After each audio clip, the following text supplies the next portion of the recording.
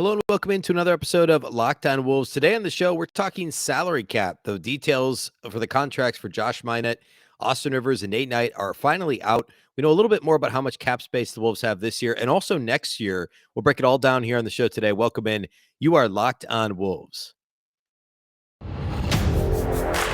You are Locked On Timberwolves, your daily Minnesota Timberwolves podcast. Part of the Locked On Podcast Network. Your team every day.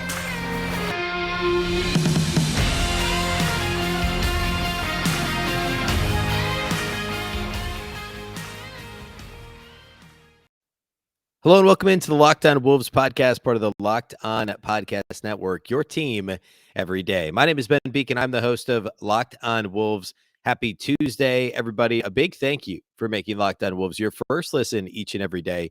Of course, you can find this show free and available everywhere, including YouTube, as well as all of your favorite audio platforms from Apple to Google, Spotify to Odyssey.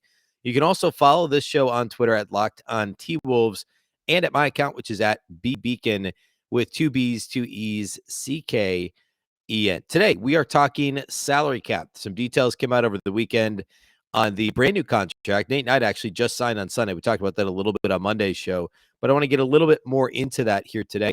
But he signed on Monday. Some details came out regarding Josh Minott's rookie deal, and then Austin Rivers' contract is only partially guaranteed. So I want to get into the weeds a little bit on those details, what that means for this season in terms of roster spots, salary cap, what the Wolves have left to potentially spend, and then also next year. How does that impact next year's cap sheet, and what does that look like here as we look ahead several months?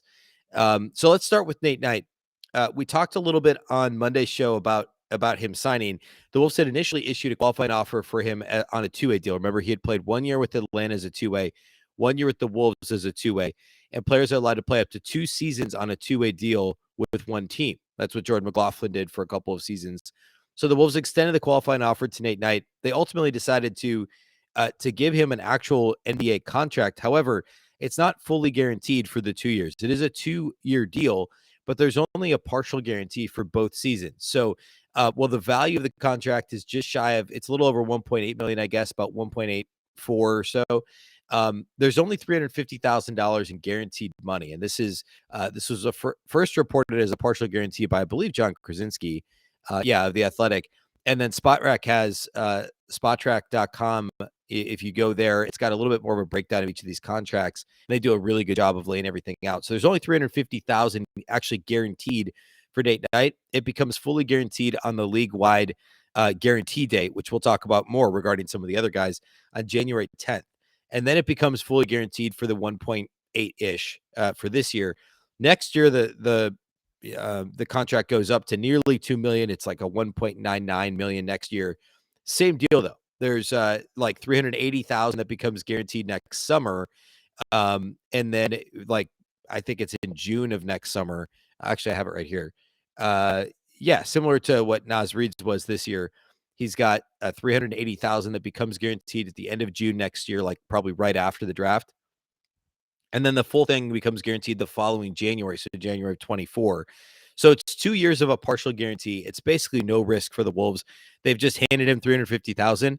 If they choose to cut him at any point before that full guarantee date, that's all they're out, is that 350,000. And then also the dead money for next year as well, because because that's a club option. So they're only out the 350 for this year. If they choose to, if they make a trade and choose to cut him in November, unlikely, but they could. So there's no risk for the Wolves. Nate Knight, we've seen him be a solid NBA rotation player, pound for pound, one of the better rebounders on the roster. I mean, he was up there with Jared Vanderbilt last year in that regard, and is a good fit at the 4, a big-bodied 4 that can do multiple things, can actually stretch the floor a little bit.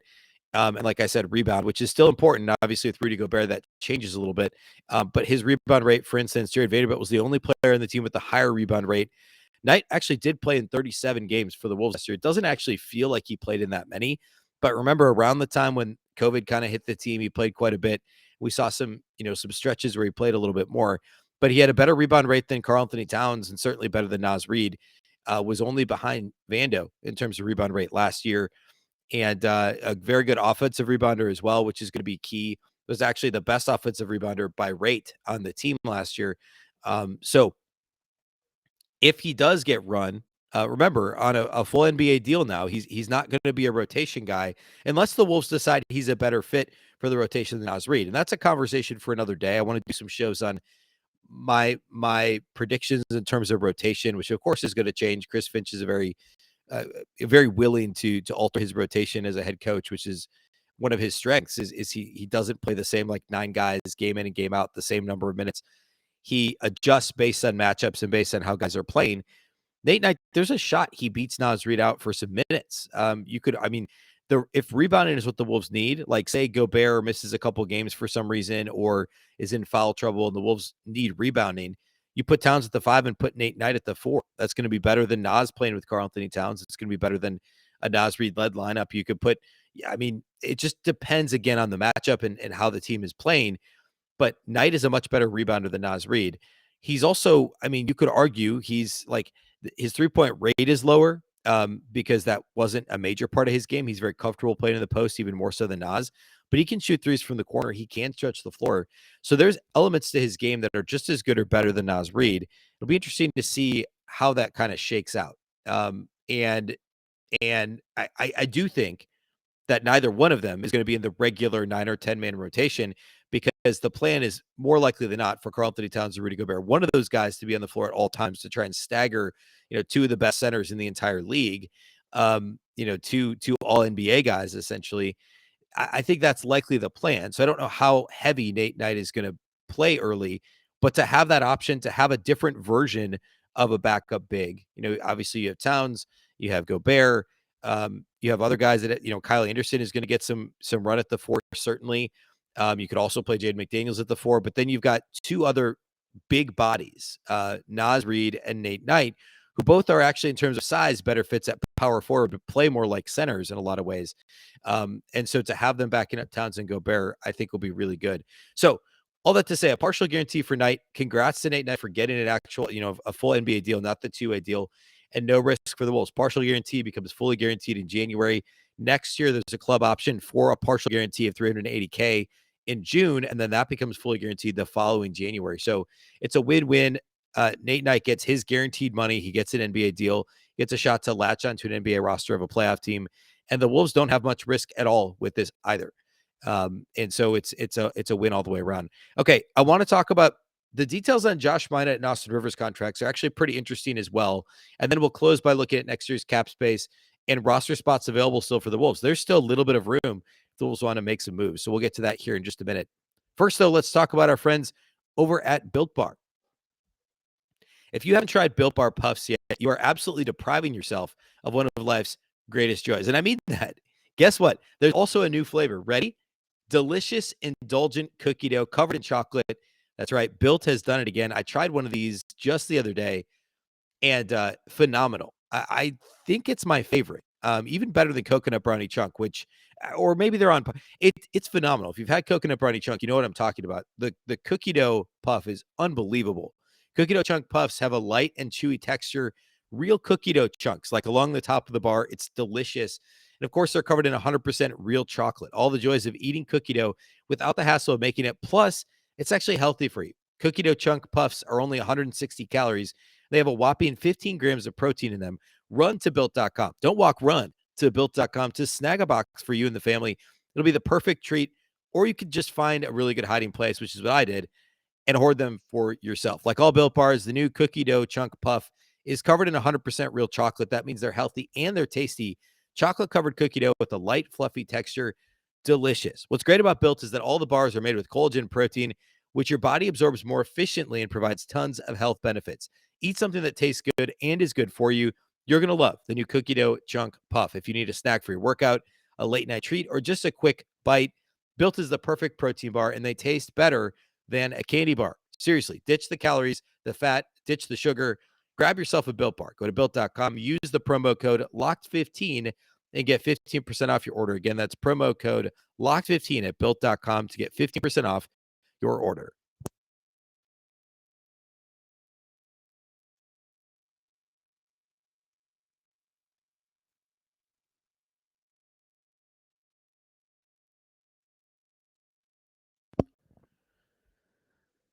All right, let's talk Josh Minott and Austin Rivers. So First, let's talk about Rivers. Rivers was reported as a vet minimum signing, partially guaranteed. I think was kind of the initial report. National folks, I think, were on it first. Shams and Woj, I believe. And I believe it was Shams first, and then John Krasinski chimed in with the partial guarantee information, I believe. This was a couple of weeks ago. Now it comes out that the Rivers contract only becomes fully guaranteed in January. So he's got a partial guarantee of, I believe it's like, let's see, I'm going to get the exact number here. I believe it's like 600 some thousand. 650,000 right now. So, like, for instance, the Nate Knight contract we just talked about is 350K guaranteed, becomes fully guaranteed on January 10th. Same idea for Rivers, but as a veteran with a lot more experience, his guarantee is 650. So you get 650,000 guaranteed. The rest of the contract, which is overall a $2.9 million contract, becomes guaranteed on that same date, that January 10th date, which is after that date is when we start to see two-way contracts be signed.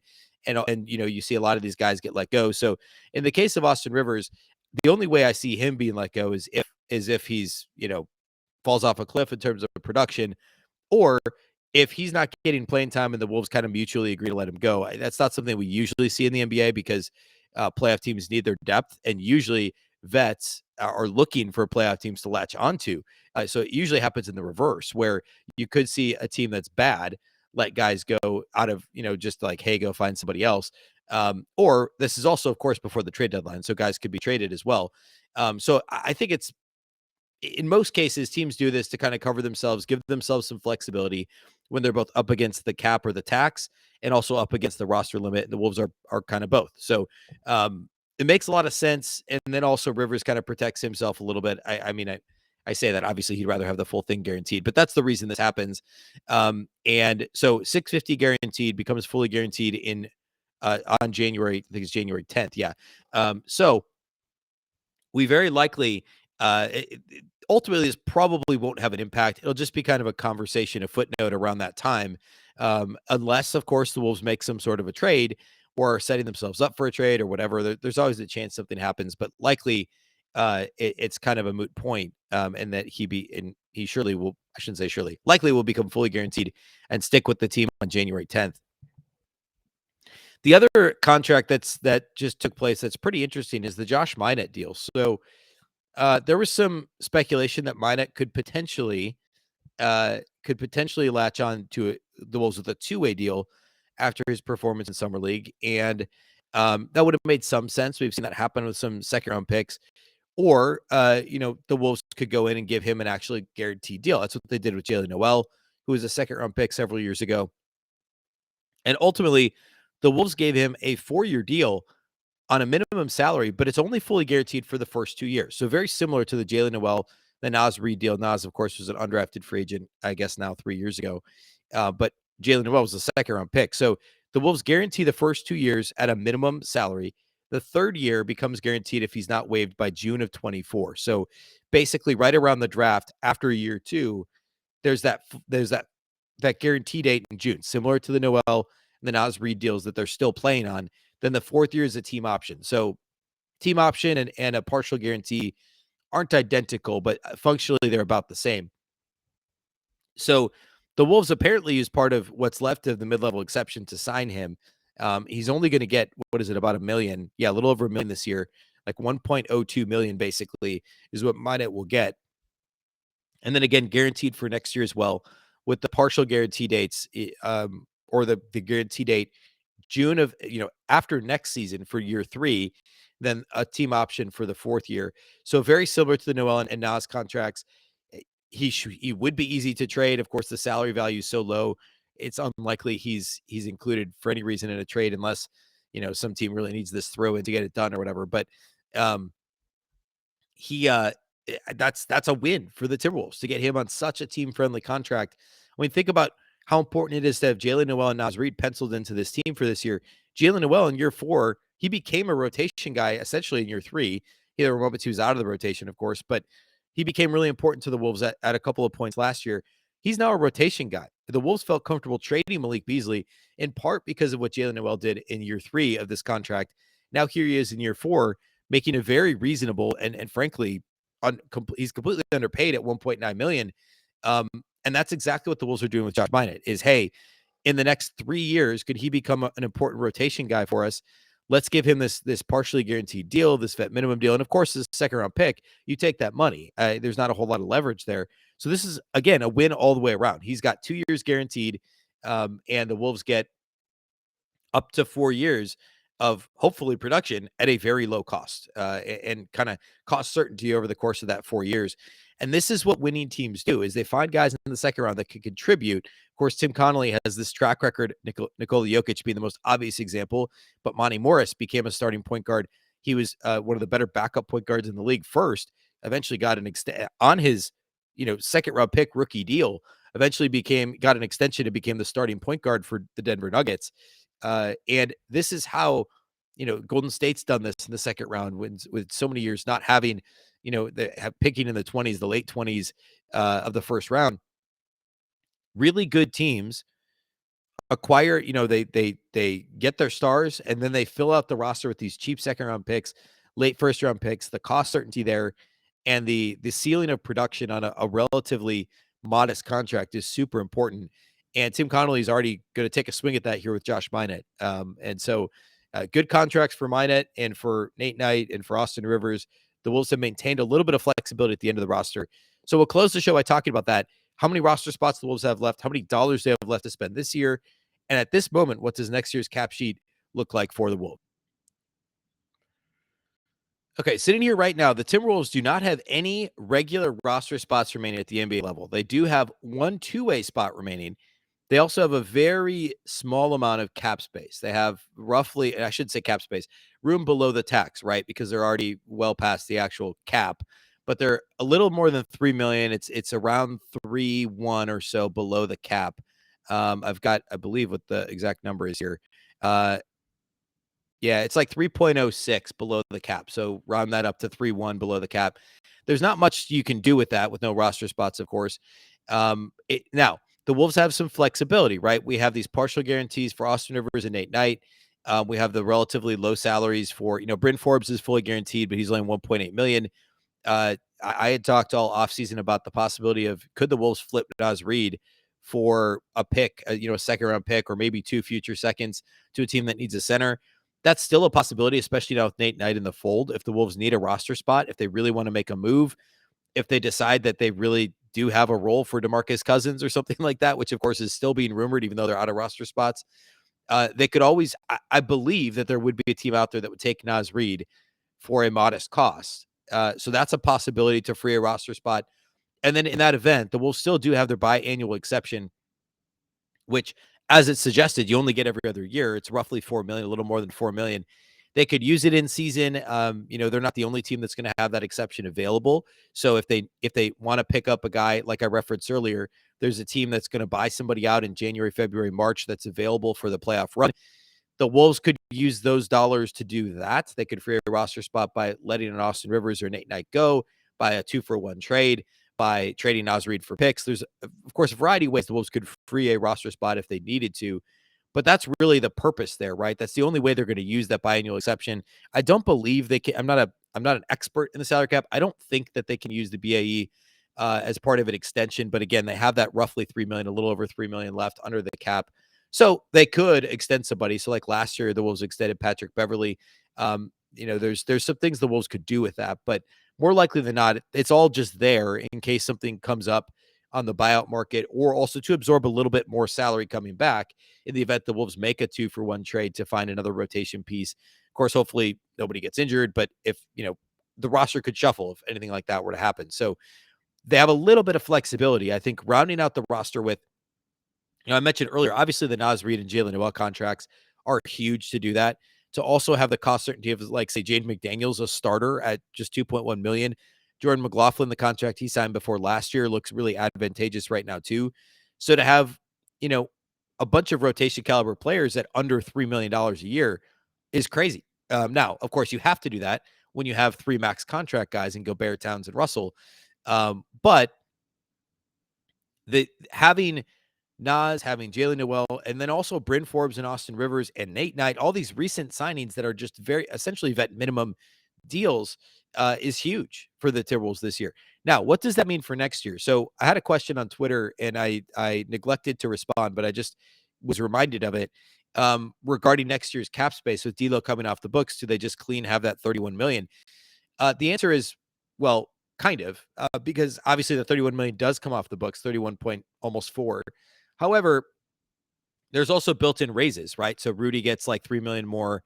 Karl-Anthony Towns gets like 2.5 million more. His supermax doesn't kick into the year after. Anthony Edwards gets like 2.5, 3 million more, something like that. And then there's several other guys who see slight bumps. Now, Taurean Prince isn't fully guaranteed, but he sees a bump. Kyle Anderson sees a bump. And so, yes, the cap will go up a little, but all those guys are going to get a little more money next year. And then you have to factor in, what about D'Angelo Russell? So either you're extending D'Lo or you're letting him go, and you're going to try and backfill that cap space with somebody else. But are you going to do better with him for a similar cost? I think it's all going to come down to what D'Lo is willing to accept, and that's a much bigger conversation for another day.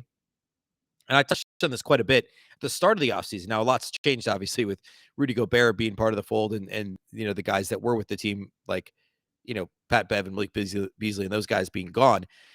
Tons has changed since I talked about the D'Lo contract situation at length. However, if he's willing to accept something far less than the max, the Wolves could surely get an extension done sooner rather than later if they still think he's a piece of the future for this team and a good fit with Towns and Gobert, which I believe he is. Don't be shocked if this is something that happens in season. If the Wolves see this pairing, or I shouldn't say pairing, really this trio, or I guess quartet with Anthony Edwards, obviously, moving forward, if D'Lo and Gobert really have a chemistry in the pick and roll, if D'Lo could say, okay, I'm all right being fourth fiddle here and taking far less than the max, letting Rudy and Cat and eventually Ant get their max money, and D'Lo's okay making far less than that, the Wolves would certainly give him an extension to know that they've got their core moving forward. I think that that's certainly a possibility. So, no, they don't have the clean 31.4 or whatever it is cap space coming out because of all the other raises that are in place. And they still have to fill that role. So, what does that look like? Do they just bring D'Lo back? Do they find somebody else? I don't know. That's a conversation for another day. But they do have some flexibility at the end of the roster because remember, Naz Reid, Jalen Noel, Bryn Forbes, all come off the books after this year. That's more roster spots than it is dollars because they're all less than $2 million. And then you've got 1-year deals with partial guarantees for Austin Rivers. Nate Knight has a partial guarantee and team option for next year. So they're going to have at least 5 or I guess 6 roster spots, including D'Lo, coming open, but very limited cap space to fill it. Because that's the other thing. You could backfill D'Lo's role with another $30 million player, high $20 million player, but you've still got 4 or 5 roster spots to fill at the minimum then. So Naz Reid and Jalen Noel aren't coming back at the minimum next year, almost certainly. So then what do? Do you sign Jalen Noel? Do you ask D'Lo to take less money and you re-sign D'Lo and Jalen Noel and you split what the amount of space between the two of them? You're splitting like 34 million, 35 million between the two of them. That's a possibility. Do you go out and find somebody else? Do you sign and trade D'Lo? I mean, there's a few different options here that we've got plenty of time to talk about, but I think next year's cap sheet will be really fascinating here moving forward. And perhaps we hear more about a potential D'Lo extension sooner rather than later as well. All right. That's all we have for today here on the show. Of course, we're still back the rest of this week daily through the rest of the month of July. Make sure you're following and subscribe to this show wherever you listen to podcasts. It's free and available everywhere, including YouTube, as well as all of your favorite audio platforms. You can also follow on Twitter at Locked On T-Wolves and at Beecken with 2 B's, 2 E's, CKEN. Of course, Locked On Wolves is part of the Locked On Podcast Network. And the Locked On Podcast Network is your local experts on all the biggest stories. Reminder that for your second listen, you can check out the Locked On NBA show. Get up to date on the latest news and rumors in the league in just 30 minutes every day with Locked On NBA. Locked On NBA, your daily NBA update in just 30 minutes. Once again, I'm Ben Beecken. This is the Locked On Wolves podcast, and we'll catch you next time.